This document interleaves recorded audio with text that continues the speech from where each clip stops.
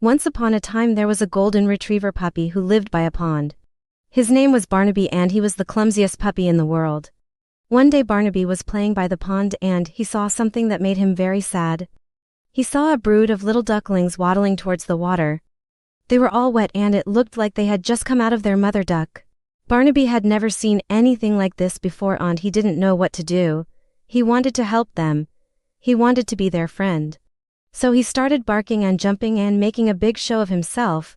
The ducklings stopped and stared at him for a moment and then one of them said, "Can you teach us how to swim?" Now, Barnaby had never swam before, but he thought he could teach them. He proudly barked and said, "Of course I can teach you how to swim. I'm the best swimmer in the world," and with that, Barnaby jumped into the water and started splashing around.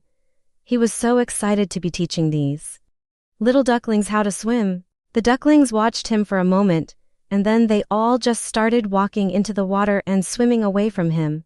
They were so graceful and elegant and they didn't even seem to try. Barnaby watched them go and he felt a little bit embarrassed. He had meant to impress them, but instead they had just ignored him. But then he saw something. They were leaving little footprints in the mud. And when he looked closely, he realized that they weren't making any footprints in the water. Barnaby proudly barked and said, "See, I taught them how to swim." A sophisticated barn cat named Whiskers was watching from the sidelines and he couldn't help but feel a little bit envious. He had been watching the ducklings and he knew that they didn't need any help from a clumsy dog like Barnaby. Whiskers jumped down from his perch and slinkily approached the ducklings. He purred and said, My, little ducklings, you certainly have made a mess of things. It's clear you need some real training." With that, Whiskers took off, running as fast as he could towards the house. He knew exactly how to train these ducklings. He would show them the ways of the cat and make sure they became the most sophisticated birds in the world.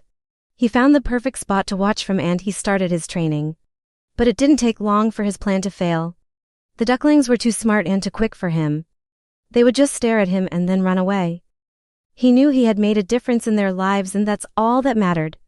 Sometimes the ducklings would pretend to listen to his lessons. They would play with him and bark and splash around. And sometimes they even let him give them piggyback rides on his head. After all, who wouldn't want a friend like Barnaby? The end. If you like this story, please leave a like and subscribe for more. Thank you for watching.